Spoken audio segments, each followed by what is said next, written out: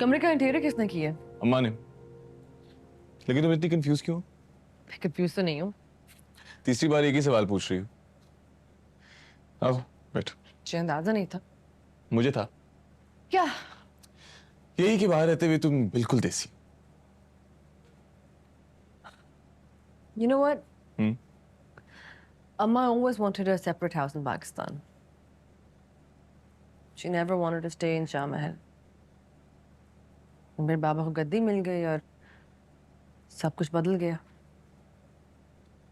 लड़ाई झगड़े शुरू हो गए, सेपरेशन हो गई उनकी, और अम्मा मुझे लेके हमेशा के लिए दुबई चली गई। पता है, आखिर में पछताती थी वो। कहती थी क्या था, बर्दाश्त कर लेती। सच तो ये है कि बाबा ने फैमिली के ऊपर अपनी गद्दी को प्रेफर किया।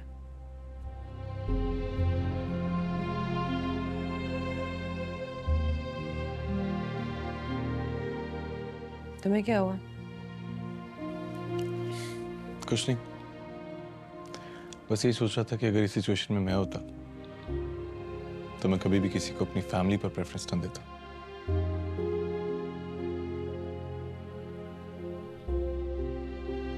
अच्छा, कौन कौन सी गेम था? और अगर हार गए तो रोना नहीं। अच्छा। लगी शर्त? हाँ, लगी। चलो यकीन है। मामा, मामा मैंने आपसे कहा था वो आएगा। वो मुझसे बहुत सच्ची मोहब्बत करता है। वो आएगा।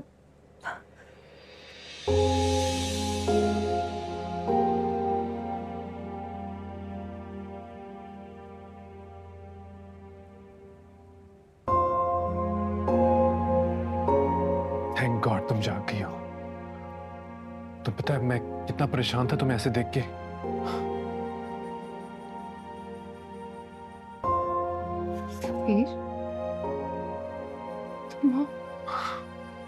काश मामा यहाँ होती ताकि मैं उन्हें बताती कि तुम मुझसे सच्ची मोहब्बत करते हो।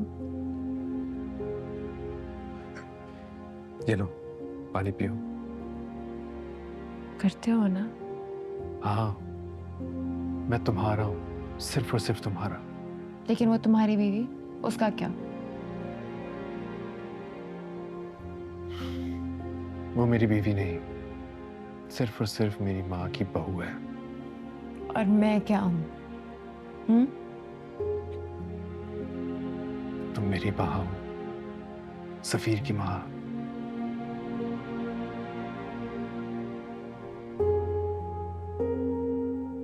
लेकिन तुमने मुझे अपनाया ही नहीं। ऐसा नहीं है माँ, मेरी जान तुम में बसी हुई है। तुम्हें पता है जब मैंने तुम्हारा वॉइस नोट सुना तो मुझ पे क्या गुजरी थी?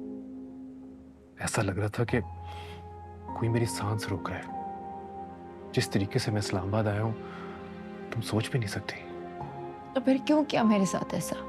क्यों किया? मैं सब ठीक कर दूंगा, आई स्वेयर। यकीन करो मेरा।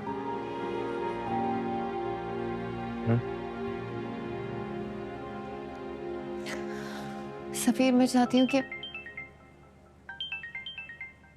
किसकी कॉल है? अम्मा की वीडियो कॉल है। हाँ तो काट क्यों दी ना? उन्हें बता दो कि हम इकट्ठे हैं, बल्कि उन्हें बता दो कि हम एक साथ हैं आज से। मैं 1 मिनट में आता हूँ। हाँ सफीर, एक दफा हिम्मत करो और बता दो उन्हें। अम्मा प्लीज समझने की कोशिश करो। मैं भी आया।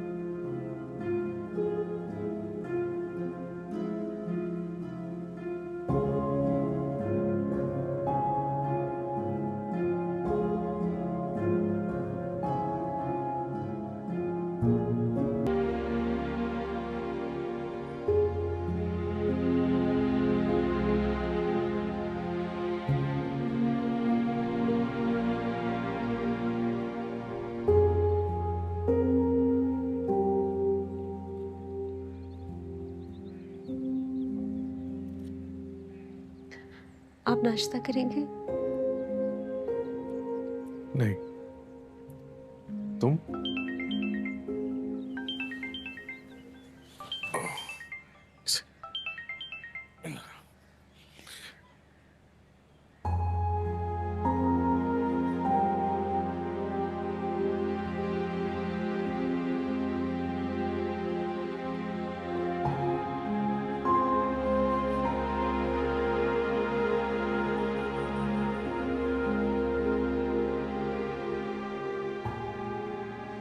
हेलो, हाँ निम्रा बोलो।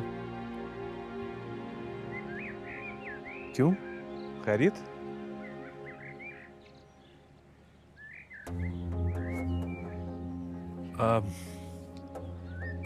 अच्छा मैं आता हूँ।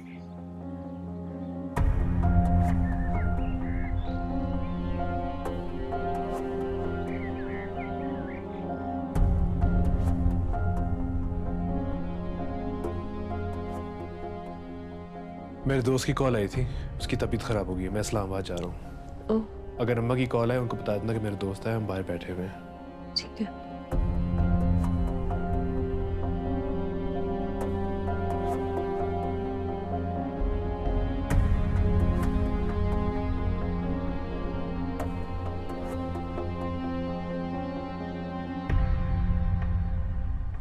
Wow aunty, this is incredible.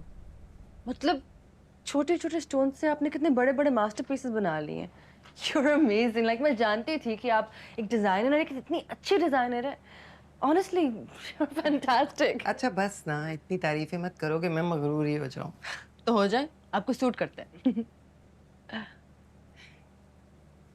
ये देखो, ये कैसा है डिजाइन? बहुत प्यारा है। It's gorgeous. Oh, I love it. It's gorgeous. अच्छा है ना? बहुत प्यारा। ला, अपना हाथ दो। मैं? हाँ, ला।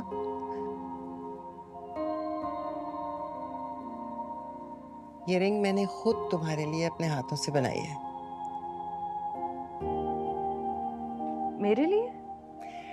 स्टार्ट तो किया था कि हीरो की हीरोइन को दे दूंगी, लेकिन फिर तुम आ गई तो सोचा तुम्हें देती हूँ। Thank you. कैसा है? कौन? ये स्टोन? बहुत प्यारा, बहुत खूबसूरत। चलो, I am glad you like it. Like it? I love it. Thank you so much, auntie. Thank you so much. Sugar? नहीं, नो शुगर। क्या हुआ? डैड भी बगैर चीनी की चाय पीते हैं। मैं उन्हें चिढ़ाती ही रहती हूँ कि आप फीकी चाय पीते हैं ना, इसलिए ऐसे हो गए हैं, इतने सीरियस और प्राइडफुल। मतलब चाय में चीनी डालें, जिंदगी में मिठास लाएं। लेकिन पता है, आप बिल्कुल वैसी नहीं हैं। आप बहुत डिफरेंट हैं, आप बहुत स्वीट हैं। यूएस से आ गए वो? जी आ गए हैं, लेकिन मुलाकात नहीं हुई उनसे। रात को लेट नाइट फ्लाइट थी और सुबह कोई मीटिंग।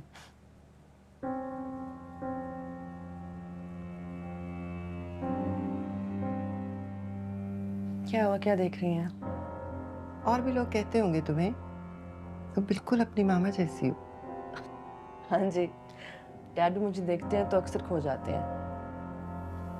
हाँ, गिल्ट का रिश्ता बहुत ताकतवर होता है, मोहब्बत से ज्यादा। मैंने बहुत मिस किया एक कंप्लीट फैमिली को। अपनी फैमिली को, अपने प्यार भरे घर को। माँ बाप को एहसास नहीं होता कि बच्चे कैसे सफर करते हैं। सिर्फ बाप कहो, तुम्हारी माँ बहुत अच्छी खातून थी।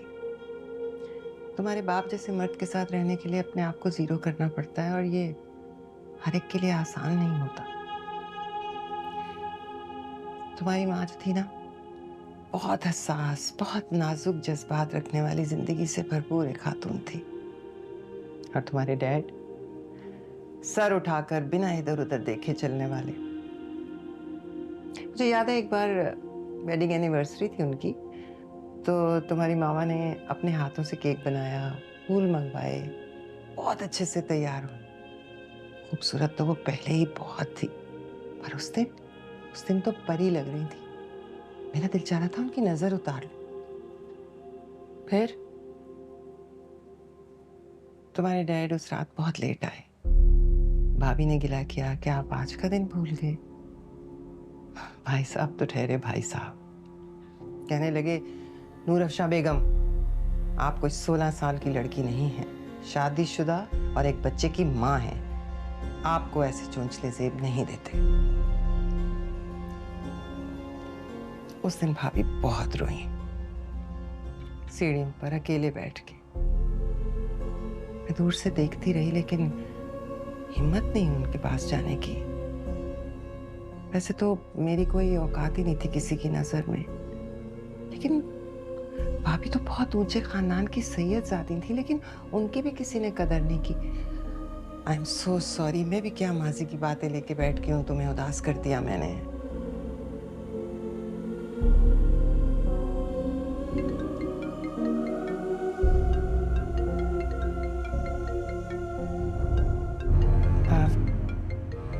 तुम्हारा फोन बज रहा है।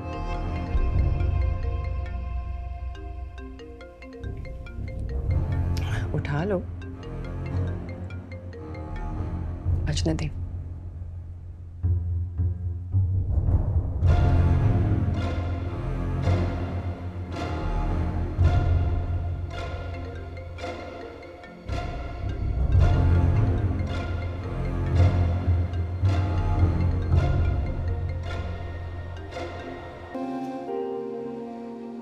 ऐसे क्या देख रहे हो?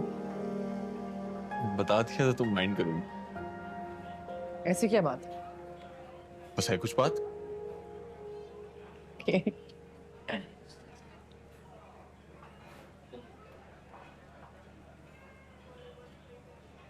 Thank you.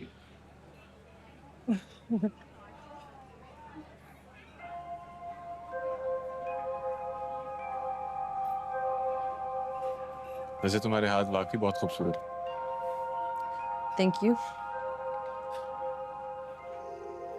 ये आंटी ने दी है मुझे। I know. और उनकी चॉइस कभी गलत नहीं होती। कौन सी पसंद की बात कर रहे हो? तुम्हारी। मेरी? हाँ, उन्हें तुम बहुत अच्छी लगती। वो खुद भी बहुत अच्छी है। बहुत पसंद करती हैं तुम।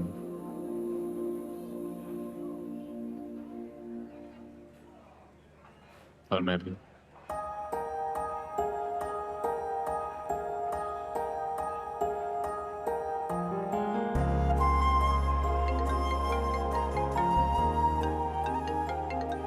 आई थिंक मुझे चलना चाहिए।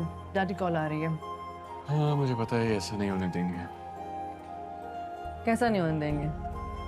तुम्हें और मुझे एक। तुमने कोशिश ही कहाँ की है अभी? कोशिश की ना तो मिलने भी नहीं देंगे। मैं बच्ची नहीं हुई। अच्छा, बगावत कर सकती हूँ। शायद बगावत करने की जरूरत ही ना पड़े। कोशिश करके देख लो, अंदाजा हो जाएगा तुम्हें। ये अंगूठी उन्होंने मेरी होने वाली बीवी के लिए दी थी।